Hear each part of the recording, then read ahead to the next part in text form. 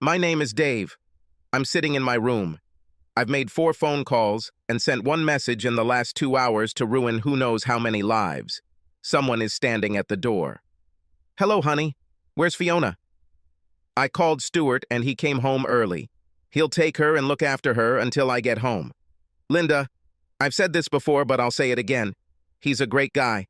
I know it's tradition to not like your brother-in-law, but your choice is so damn good that I just can't help but love it. I chuckled at my daughter's grim smile. We had a common sense of humor. Have you told Pete yet, Dad? No, your brother is at sea now. I'll text him later. Okay, Dad. I'm here for you, you know. Yes, thank you, honey. We fell into silence for a long time. Why did she do this to you, Dad? I don't know, dear. What? She didn't say anything? I haven't talked to her yet. Are you saying that they are still to her? I saw my daughter's worried eyes darting towards the stairs to the bedroom. I just wanted to wait so she could tell us all why she did it at the same time. Everyone? Yes, I invited a few more guests. They'll be here soon. What are you going to do? No more and no less than you need to survive this. So you already have a plan? Yes. Doesn't it depend on her? No. The facts speak for themselves. The reason doesn't matter. But she could have been blackmailed. Believe me, if you saw what I saw and heard what I heard, you would understand that she was not blackmailed. Linda looked into my eyes for a moment. I thought you took it well, but now I see that it's not so. No. I turned away. No daughter should have to see her father cry. What would you like me to do? You do what your conscience tells you. I will not think better or worse of you, no matter what you decide. Thank you, Dad. Do you have any idea why she did this? I have no idea, honey. Until this morning, I thought we had a good marriage. What happened this morning? Well, your mother was always bad at lying and keeping secrets. It's just not in her character. After 27 years of marriage, I know her habits like my own. She takes a shower every morning. Every Tuesday and Friday, she washes her hair. She stays there for about 30 minutes. This morning, she spent almost an hour and a half there. When I walked in there to tell her she was going to be late for work, I saw what kind of underwear she was wearing and what she was going to wear. These were not her usual office clothes. I asked her what her plans were for the day, and she said nothing fancy, just work. She was lying. Every time she thought she was late for work, she began to worry. This morning, she was as cold as a cucumber. Then I realized that she was not going to go to work. And what did you do? I canceled work and parked a little further down the street. I was going to follow her when she left, but she didn't go anywhere. I stayed there until the guy she works with at the real estate agency showed up around 11:30. I snuck inside and made sure it was what I expected, and then began to think about what I should do. After that, I made a few phone calls, and here we are. Were there any leads, Dad? I mean, before today? I thought you were fine. No, honey, nothing. As far as I knew, I loved her, and she loved me. We planned to work a few more years and then retire and live happily ever after. Dad, I have to ask you this. Have you ever... Don't even say it, Linda. No, I never betrayed your mother. I have never shown such disrespect to a woman in my life. Even when our sex life pretty much died a couple of years ago, I just put it aside. What? You haven't had sex for 2 years? No. Your mother was never overtly sexual. She thought she just didn't like it very much. Sure, she seemed to enjoy it when we started, but that was in the beginning. When she went through menopause 2 years ago, everything just dried up completely. So when you found her today, it must have hit hard. I let my steely gaze answer for me. At that moment, there was another quiet knock on the door. I opened it and saw my father-in-law standing there. Come in, Paul. Thank you, Dave. Where is she? Upstairs in our bedroom. Okay. I have to see for myself. I understand. Just don't bother her, please. The old man went up the stairs and came down a minute later, immediately looking even older. He sank heavily into a chair. I poured him some whiskey and he drank it in one gulp. I can't believe she could do this to you. She knows how devastated you were when your fiancé cheated on you. In the end, she helped pick up your pieces. Not only that, she knows how devastated I was when I caught her mother when she ran off with it. This asshole leaving me and the children. Sorry, but I need to get out of here. Perhaps a woman should not see her grandfather cry. I walked him to the door. Linda looked like she was going to follow us, but I waved her off. I wanted the old man to retain some of his pride. He stood on the porch and grabbed me by the shoulders to support me. Do what you have to do, son, but nothing physical. I couldn't stand to watch it. Don't worry, Dad. I won't touch the hair on your daughter's head. But as for the other shit, I'm sorry for what I'm about to do. A guy has to do what he has to do. He looked at me for a long time, then nodded. He shuffled to his car and slowly drove away, broken man. I called his son, my wife's brother, and, without going into details, suggested that he go to his father to support him. I was just hanging up when I heard the toilet flush upstairs. Bedtime must be over. I joined Linda and we sat in silence for a few minutes. Soon we heard the creaking of the bed and sounds of passion. See, Linda, do you think this looks like blackmail? No, Dad. How can you sit here? Why don't you go and kick that motherfucker's ass? Well, it's not easy, honey, but I have the ability to turn off my emotional side. How to distance yourself from all feelings. So why torture yourself? Why not go up there and stop it? Throw out your unfaithful wife? We have another visitor. As if on cue, there was another knock on the door. I opened it to a sensible lady several years younger than me. Surprisingly, there was a boy and a girl with her. They looked like teenagers. Is this Mr. Brown? Yes, please, call me Dave. I'm Jenny Smith, and these are my children Robert and Sarah. I picked them up from school. If what you say is true, I wanted them here, at least to understand that it was their father who destroyed our family. I shook Robert's hand. It turned out to be surprisingly hard. I introduced them all to Linda. You said you had proof, Dave. In response, I walked over to my pants, which were lying on the armrest of the sofa, and pulled out my wallet. I handed it to Jenny. She opened it and looked at the driver's license. A tear rolled out of her eyes. She probably hoped that what I said on the phone was a mistake. Her face suddenly hardened. Well, Dave, where are they? In response, I simply put my finger to my lips in the international symbol of silence. We sat listening to the grunts and groans. Son of a bitch, have you encountered them yet? No, I wanted us to act as one team. I just made a video for us that I'm excited to share. I also installed a voice recorder and put it under the bed. We can go right now if you want. I suggest the children wait until we meet. Worthy performers. Yes, you are right. Wait a minute. I have a locksmith to change the locks on my house. I was just waiting to see if you were right. I'm actually not surprised it's not the first time. He's such a smooth-talking little Damn. Linda and I waited patiently while she called the locksmith, then her lawyer, and gave them both permission. We distracted her children from the noise by chatting about trifles. Then Jenny squared her shoulders. Okay, let's go. Jenny, Linda, and I walked up the stairs while the kids below waited for our signal. After Jenny sneaked a peek through the doorway, I motioned for them to stay away as I entered the room. I stood at the foot of the bed and watched with disgust what was happening. What I saw before was real missionary work. Now he was taking her doggy style. I watched impassively. She showed her gratitude with continuous moans. She refused to engage me in this position shortly after the wedding. She said it was humiliating. Suddenly she screamed, reaching its peak and collapsed on the bed.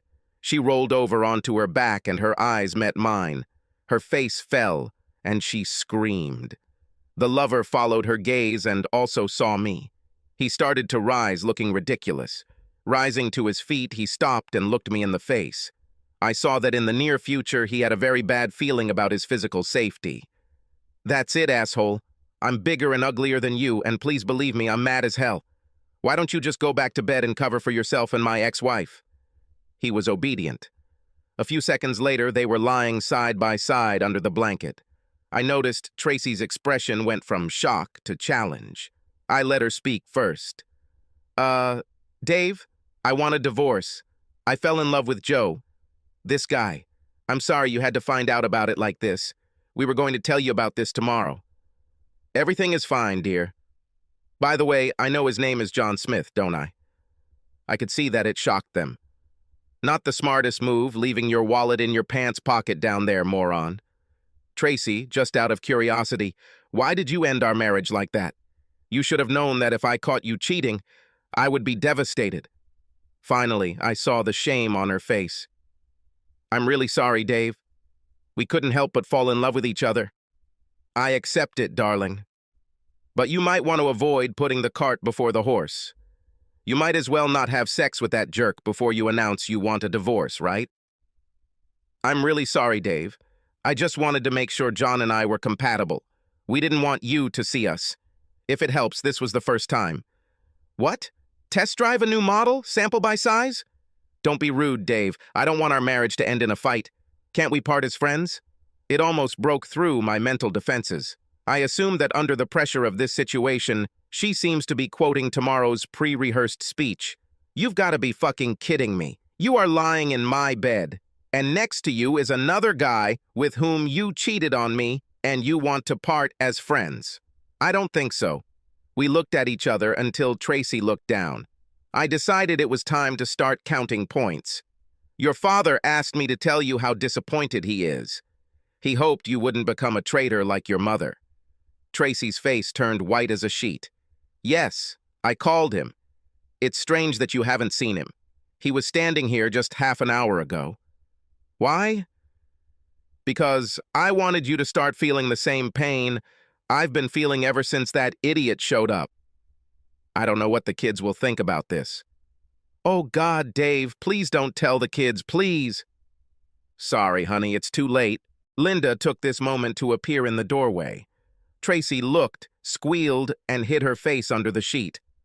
Don't worry, Mom, it doesn't work for ostriches and it won't work for you.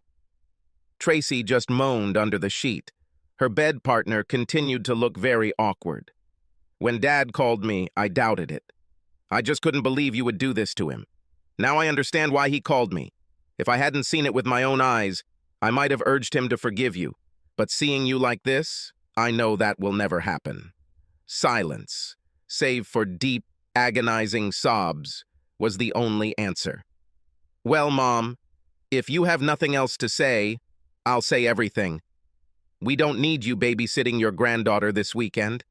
In fact, if cutting yourself off from seeing her protects her from your toxic influence, then you can kiss her goodbye once. From under the sheet came a plaintive, "No." Now Linda was crying herself. You should have seen the expression on poor old grandfather's face. You devastated him. She turned to run, but I grabbed her and hugged her. She broke free and ran downstairs.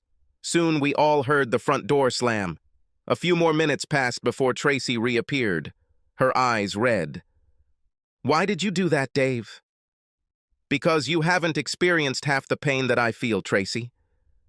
You haven't yet felt that your heart was ripped out and trampled on. But you will get it, I assure you. Now I'm tired of this charade. Just get out of my house, both of you.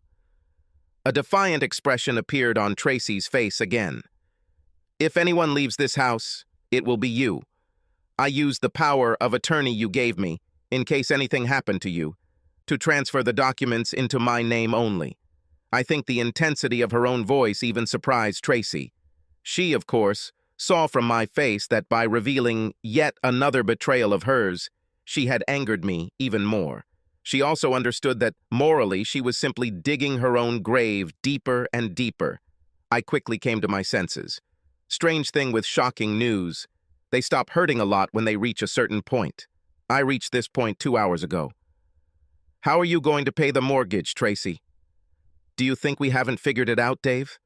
With my salary and commission, plus John, we can easily cope. What are you talking about, Tracy? Your boss, Mr. Johnson, asked me to tell you both that you have been fired. He would have told you himself, but apparently both phones are switched off. The good Christian soul that he is, he vaguely imagined two married idiots like you cheating during work hours. You didn't tell him, Dave. Tell me it's not. Yeah, and sent him some beautiful photographs. Tracy's bedmate finally found his voice. "How do you know that I'm married? Do you remember your driver's license? Phone book, phone. Easy. Wife Jenny, about 5'6", pretty, red-haired. The children, Robert and Sarah, seem like good children. Tell me, asshole, were you planning on fucking them the way that bitch was planning on fucking me? Please, Mr. Brown, don't tell my wife." "Why not? Haven't you finished emptying all your bank accounts in preparation for sailing into the sunset with my wife? She will get a house. Just give me a chance to tell her softly, please. She doesn't deserve this. I still love her in my own way. She doesn't deserve to know about this." "What? He doesn't deserve it?" "Yes, you are right. Unfortunately, it's already too late. I didn't have to turn around to know exactly when Jenny and her children walked through the door." His face spoke for itself. The facial expression was priceless. "Yes, it's too late, my dear husband. I am forever grateful to Mr. Brown for bringing this to my attention. Just so you know, the video he gives me should be enough to activate the post-nuptial agreement we made last time I forgave you." Tracy turned her head to look at her bed partner.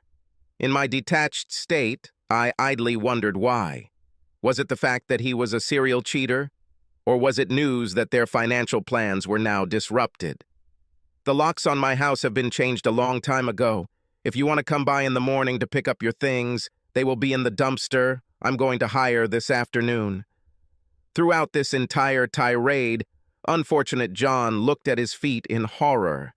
I later found out that he was the one who seduced Tracy, but the test drive was her idea.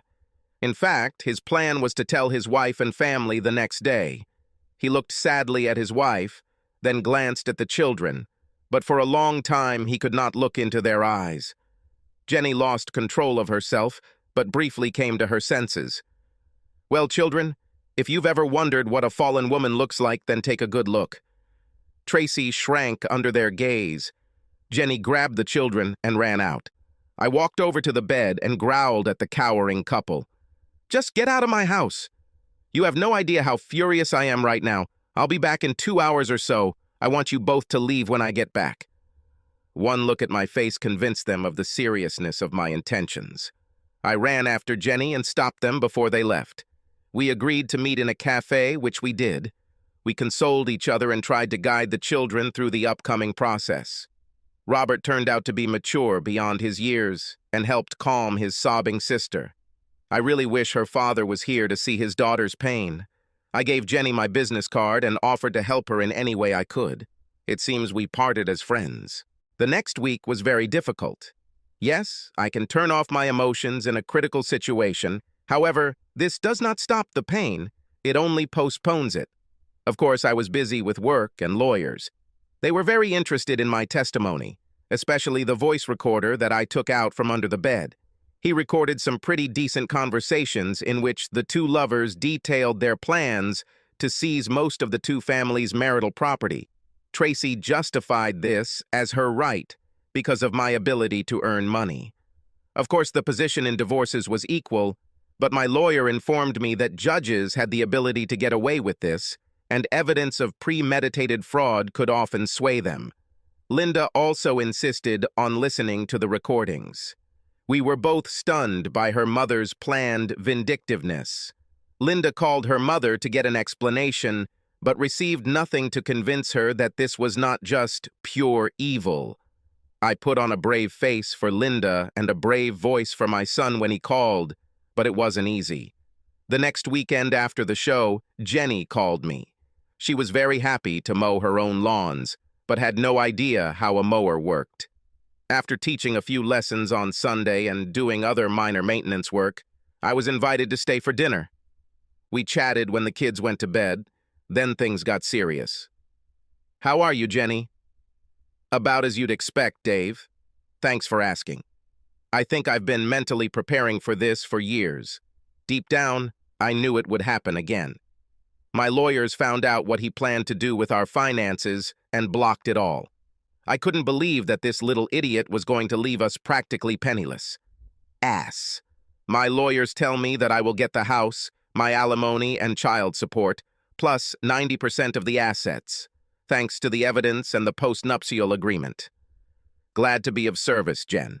My lawyer said something similar, but only about 50–70% of assets. He came 2 days ago, begging. I think his lawyers told him the same thing as mine, and the thought of him being raped terrifies him. I told him to fuck off. My only concern is the impact on children. Sarah is at an age where she can develop normally without her father, but I'm worried about Rob. I know Jen. At his age, a boy needs a good, strong role model. I thought about it. Can I volunteer for this job? I would be honored to come into his life and help in any way I can.